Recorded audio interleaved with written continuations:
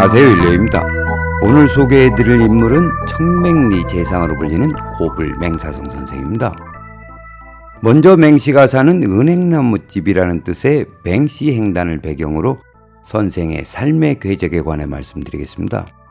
선생은 고려 말 충신이었던 최영장군의 손녀 사위며 우왕 12년 문과전시의 장원급제를 하였습니다. 요즘 말로 하면 행정고시 수석 합격을 했던 실력파입니다. 그런데 조선을 건국했던 이성계의 역성혁명 과정에서 처할아버지 최영장군이 참수를 당하였습니다. 이뿐만 아니라 선생의 조부 맹유 선생은 최영장군과 친구이며 부친인 맹이도 선생은 정몽주 선생과 친구였습니다. 특히 조부 맹유 선생은 두 임금을 섬기지 않는다는 불사이군의 정신으로 벼슬을 하지 않고 은거한 두문동 72현의 환분이기도 합니다.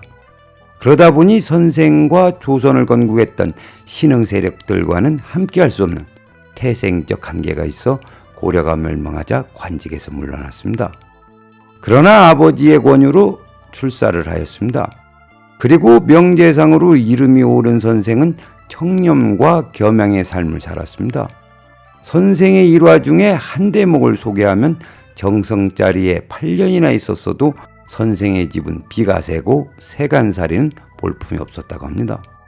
그리고 나들이 할 때는 소를 타고 다녀 백성들이 정승인 줄을 모를 정도였답니다. 청렴한 삶도 삶이려니와 그가 오늘날까지 명재상으로 기억되는 것은 겸양지덕 때문입니다. 선생은 자신보다 벼슬이 낮은 사람이 찾아와도 예를 갖춰 맞이하고 상석에 앉혔다고 합니다. 한마디로 사람 위에 사람 없고 사람 밑에 사람 없다는 것을 몸소 실천하신 분입니다. 지금부터는 경기도 광주시 직동 산 27번지에 있는 선생의 묘소를 비롯해 정경부인 철원치 씨와 장남 맹규미 선생에 관해 말씀드리겠습니다. 선생이 79세에 세상을 떠나자 세종대왕이 이곳을 사폐지로 내려 묘소를 조성하였다고 합니다. 묘소를 둘러보면 생전 선생의 삶처럼 소박하기 그지없습니다. 그리고 선생의 묘소 옆에는 선생이 타고 다니던 검은 소 무덤이 있습니다. 선생이 돌아가시자 주인이 그리워 울부짖다 굶어 죽었다고 합니다. 그러자 사람들이 선생 곁에 무덤을 만들어주고 지금까지 관리하고 있습니다. 말 못하는 짐승까지 무덤을 만들고 관리하는 맹씨 문중이 존경스럽기까지 합니다. 다음으로 지도를 보시면 인기우선으로 달려온 생기가 표시한 지점에서 분기하여 한 가닥은 선생의 묘소로 향하고 다른 한 가닥은 정경부인 철원치씨 묘소로 내려갔습니다. 보시는 이미지가 정경부인 철원치씨 묘소입니다. 누구나 이 묘소를 보고 진열해 모셨다고 말하기 어려울 것입니다. 눈으로 보는 형기와 지도에 그려져 있는 등구성과 달리 생기는 정경부인의 묘소로 내려갔고 그곳에서 혈을 생성하였습니다. 이런 경우가 발생하는 이유는 산이 높고 골이 깊기 때문입니다. 다시 말씀드려 골이 깊다는 것은 바람이 강할 수밖에 없습니다. 생기가 가장 무서워하는 것은 바람입니다. 그래서 용맥을 타고 내려오는 생기가 바람을 만나면 피하고 숨기 때문에 약간 과장하면 바람이 많은 곳에서는 갈지자 형태로 내려갑니다. 그렇습니다.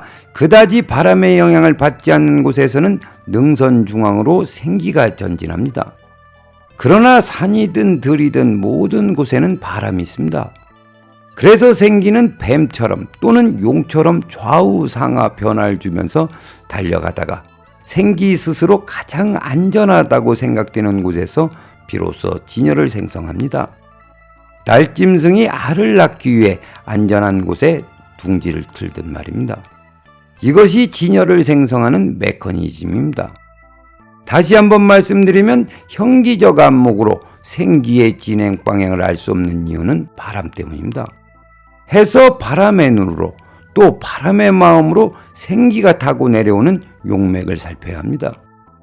그 옛날 어느 분이 정경부인 묘소를 전멸했는지 대단하다는 생각밖에 들지 않습니다.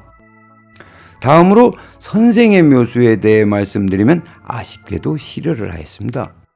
선생이 모셔진 묘수 아래를 보면 전순이 잘 발달한 넓은 당판이 있어 진열을 생성할 만합니다. 즉 생기가 내려와 이곳에서 진열을 생성하려고 멈춰서 진열의 형태를 만들었습니다. 그러나 주변 사격이 살기로 작용하기 때문에 혀를 생성하다 말고 아래를 향해 전진하였습니다. 해서 저는 잡목을 헤치며 생기를 따라 내려갔습니다.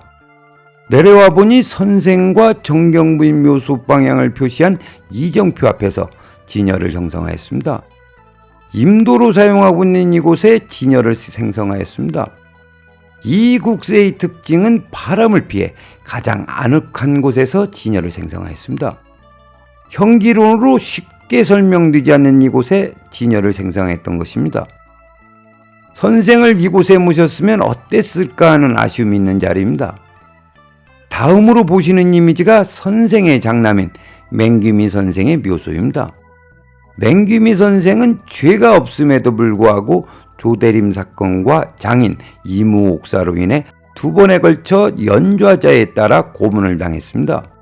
결국 풀려났지만 고문 후유증으로 젊은 나이에 세상을 등졌습니다. 그러나 다행인 것은 맹귀미 선생 또한 어머니와 같이 진열에 모셔져 있습니다. 그럼 오늘의 이야기를 정리하겠습니다. 풍수답사를 하다 보면 풍수 공부뿐만 아니라 역사적 인물을 통해 세상을 살아가는 방법을 배우게 됩니다. 제가 오늘 선생의 묘소를 둘러보면서 선생의 삶이 녹록하지 않았다는 것을 알았습니다. 조선왕조실록에 수록된 선생의 졸기를 보면 낮은 벼슬에서 시작하여 정승의 반열에 올랐습니다. 그 과정을 보면 선생의 실력과 능력을 미루어 짐작할 수 있는 대목입니다. 청렴과 겸손의 삶을 살았던 선생은 가시고 없습니다.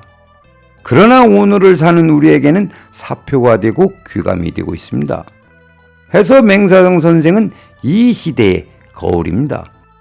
오늘은 여기까지 하겠습니다. 시청해 주셔서 감사합니다.